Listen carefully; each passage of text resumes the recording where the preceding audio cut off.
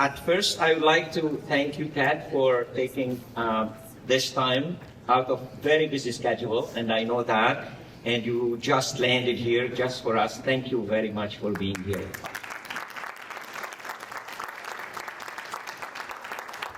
I would like really to give the floor to Kim, who would be starting on a few topics. We're going to go through express entry, labor market, integrity of the system, and the expectation of the department pertaining to this industry and what you expect from us. Awesome. Good morning, everyone. Thank you, Deputy, again, for taking the time from your very busy schedule. I hear you. I'm going to get straight to the point. We have our express entry reform, and I believe, I'm not a mathematician, that's the reason why I'm not an accountant or an engineer, 63% of our immigration levels plan is focused on economic immigration. And so we were wondering how, if you can give us some vision behind why we're doing this reform, and perhaps how will the transition work for the applicants already in the pool. And we understand that it's reflective of the labor market, but how is that going to pan out for us? Okay, awesome. Bonjour tout le monde. Good morning, everybody. I'll try to throw in a little bit of French parce que c'est ma première langue, so I speak French and English. Vous allez entendre un peu de franglais, like they say. And you've probably dealt with enough senior public servants to know I'm going to duck the question, but I will come back to it within at least 3 minutes, so somebody time me. So I was in the House of Commons last night for 4 hours with the minister trying to get main estimates approved. And I don't say that by way of eliciting sympathy. 5 hours sleep is more than enough to be here very much detailed with you. I mean that as a way of apology, because it had been my intention to be here for the full session, to have a little bit of time to prendre un café avec vous, de vous connaître directement, because I think it's really important, and it's part of the culture I'm trying to set at IRCC, is to foster trust with organizations like you. Like, you're not always going to agree with us, but we do need to foster trust. And I was in Manhattan at the United Nations International Migration and Refugee Forum, and Canada continues to have an excellent reputation in terms of the migration regime, and you play a big part of that. And it was very different than the domestic media. If you paid just attention to the domestic narrative, you might think everything is wrong and everything is broken. And it was really an honor to be there representing Canada, but I wanted to pass along some of that thanks because I think it falls squarely on your shoulders. I will now turn to express entry, reserving the right to give some general messages during some other questions. The thought one was, 3 programs into one. It seems very complicated. Like, I'm a certified internal auditor. I worked at the tax department. I find the immigration regime complicated. And so if there are opportunities, I know, it's a great high bar.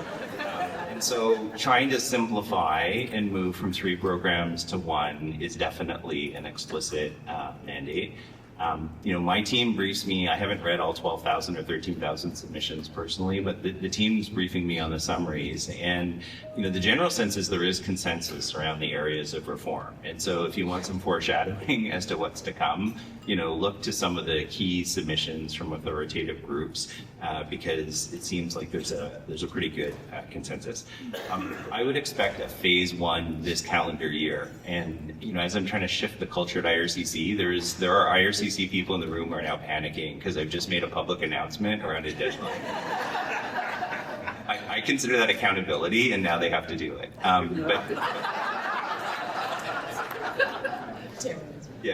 But we very much see a phased approach, because some of the changes are tied to a regulatory process, some changes are tied to IT processes, and again, that's not an excuse. We'll try to push our CAO and the team to work more quickly.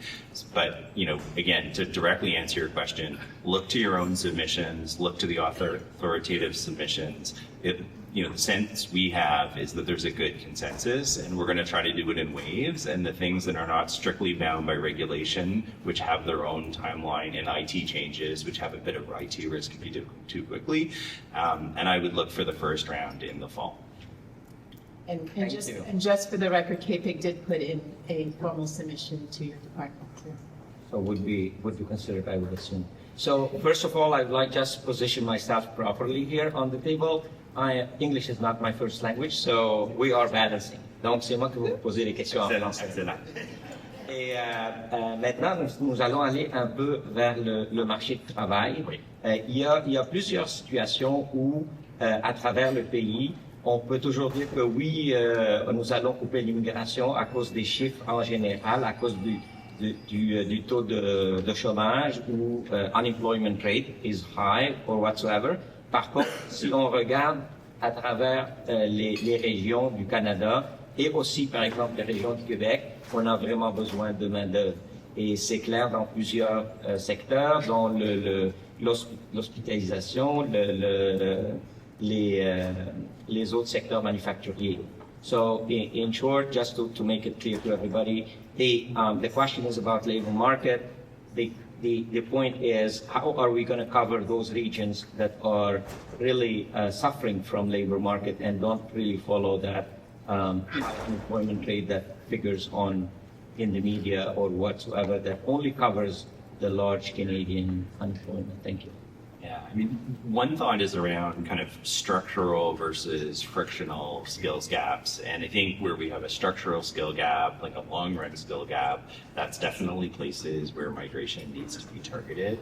I think you couldn't have missed the messaging in the budget and pronouncements around skilled. And so on the point system, that's a bit like golf 0, 1, 2.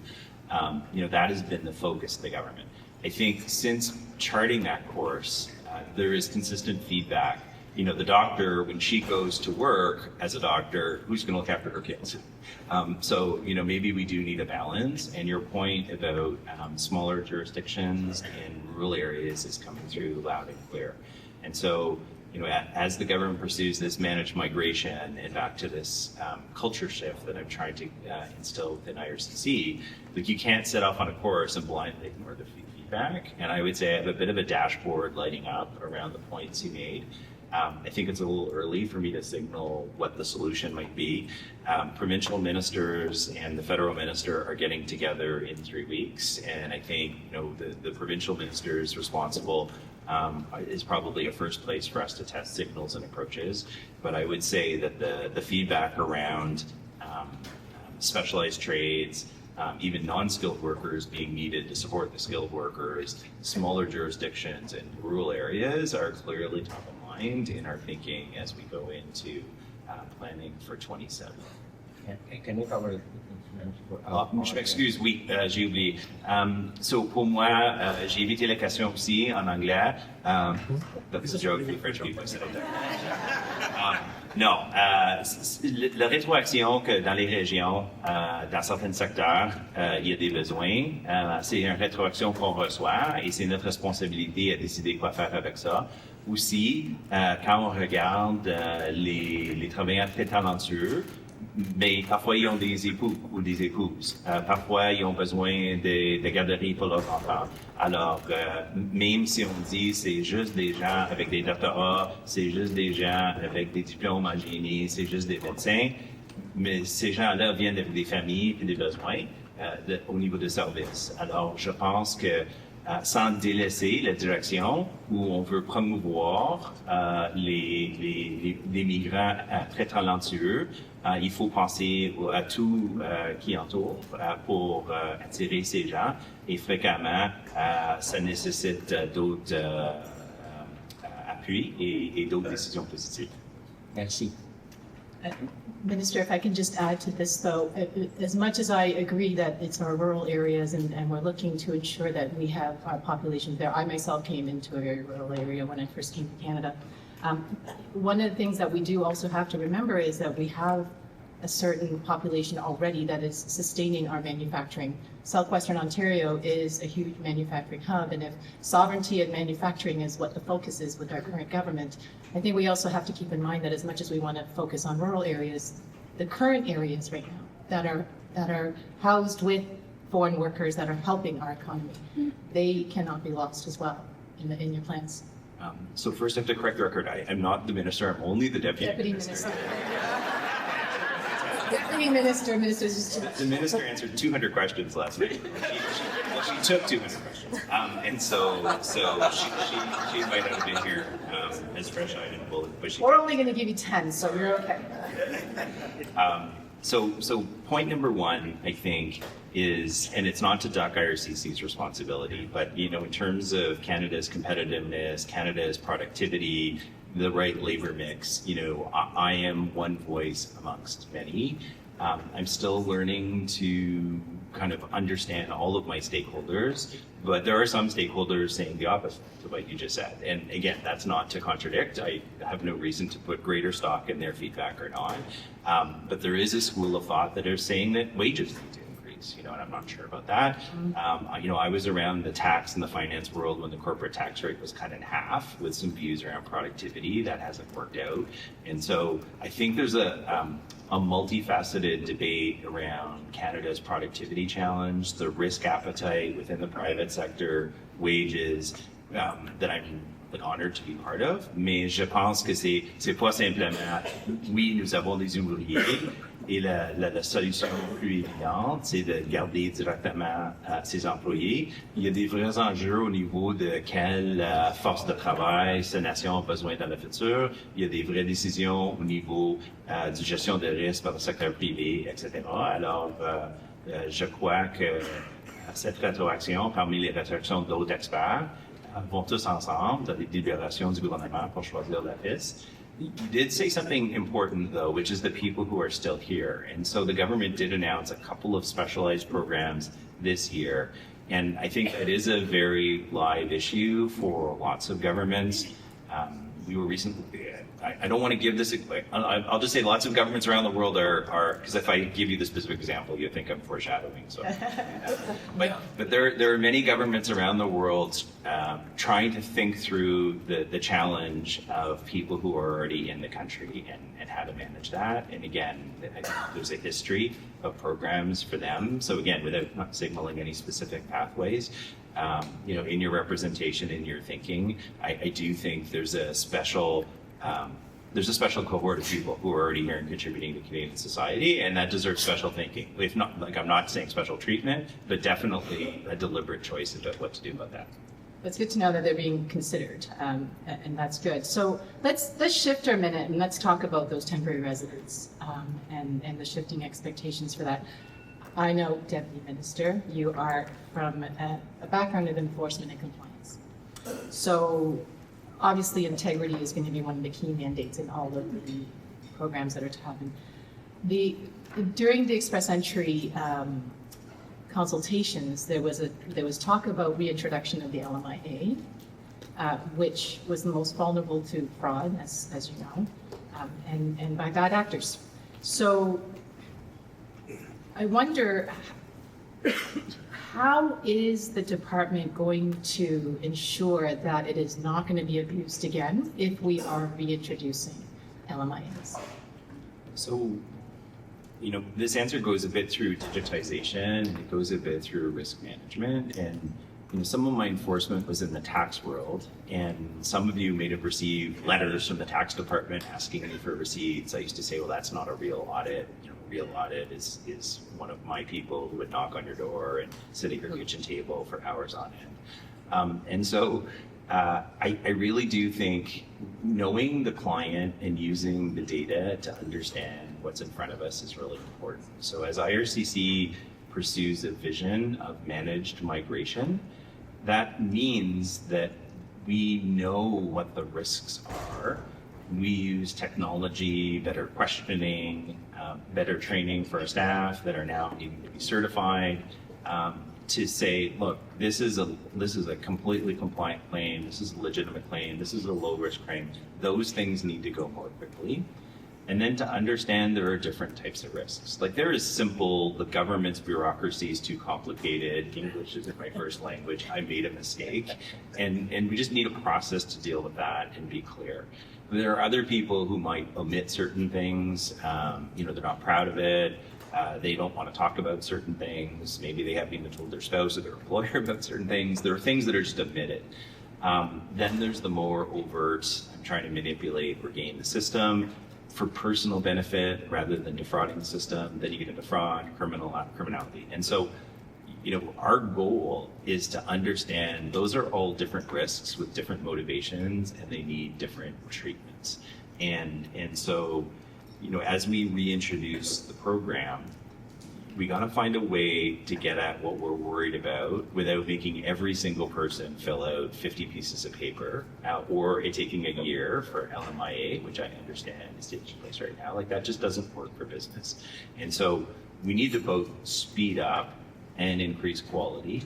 And the way we do that is being smart about risk and being able to differentiate what deserves our time and attention and what doesn't. So, juste un peu en français, j'ai parlé un peu au niveau des contrôles, que c'est vraiment une question de gestion de risque et de cerner quels sont les enjeux qui méritent beaucoup de questionnements et quelles sont des demandes tout à fait légitimes, que IRCC doit aller plus vite. Dans tous les cas, on ne peut pas utiliser des contrôles pour tout ralentir, que des délais de 1 an. Nous comprenons que c'est pas acceptable pour la communauté d'affaires.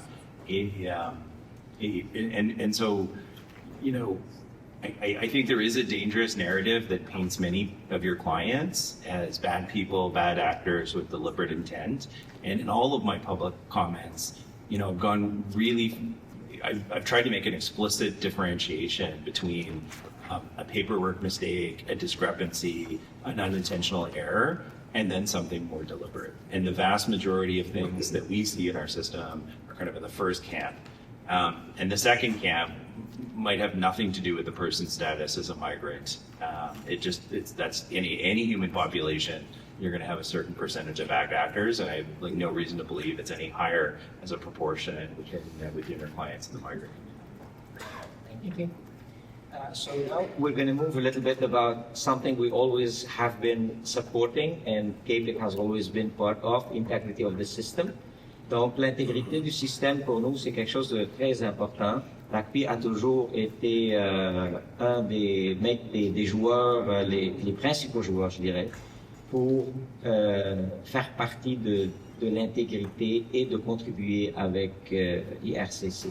So the main question is really here, what do we expect from our community? We are 12,000 practitioners. We deal with all sorts of cases. We probably cover Canada's coast to coast plus international.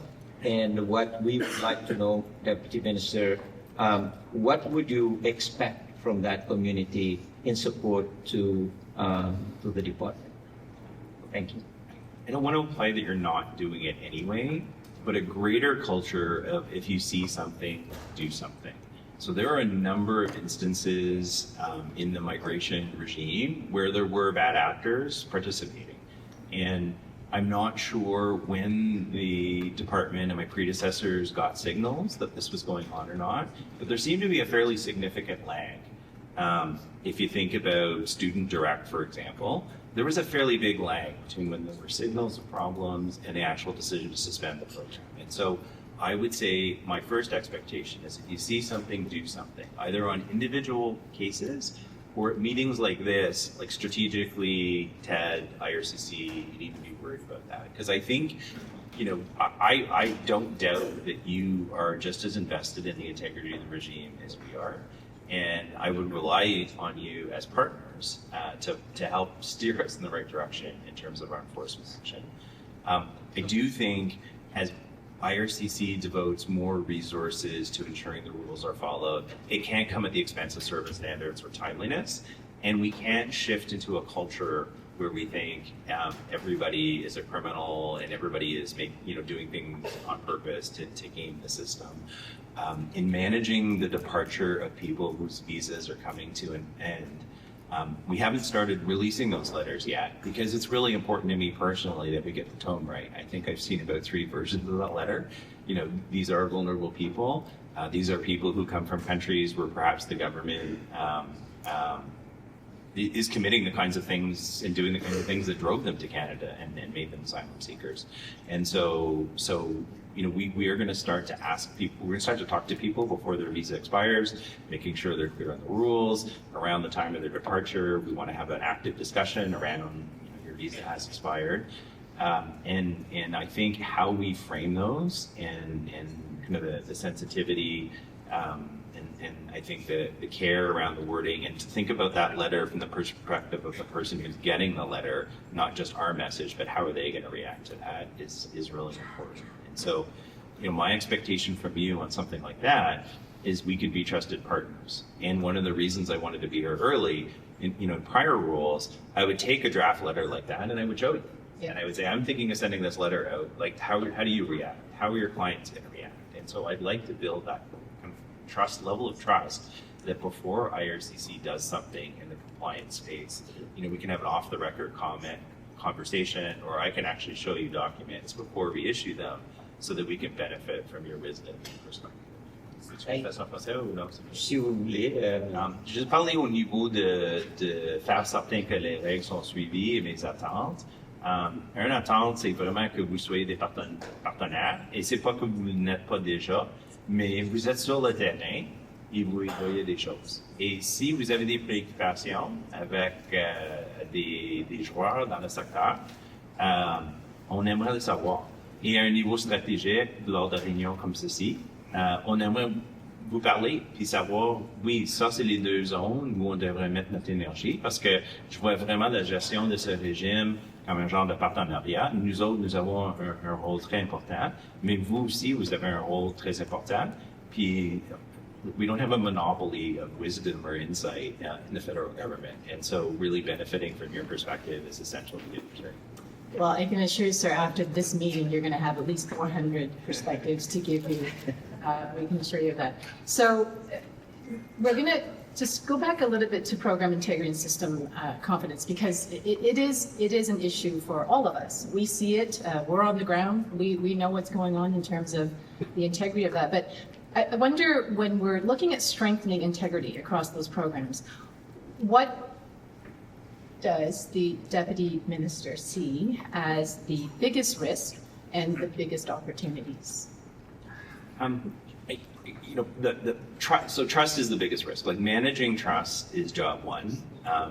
For me, within IRCC and our workforce, with all kinds of stakeholders, Canadians, the government. And so, things that foster trust need to be prioritized. And then when we do things that erode trust, like, we have to own it and fix it really quickly. And so, the student visa, the OAG did an audit of the student visa, and there was a number of positive findings that, there was an intent to reduce the number, that the student rep program had been canceled, this letter program with the educational institutions was set up. So the OAG actually said nice things, which is rare for the OAG. And then there was a situation around people whose visas expired, educational institutions who hadn't heard from the students in some period of time.